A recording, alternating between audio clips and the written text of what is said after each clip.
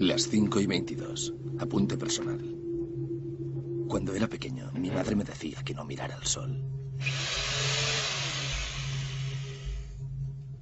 A los 6 años, lo hice.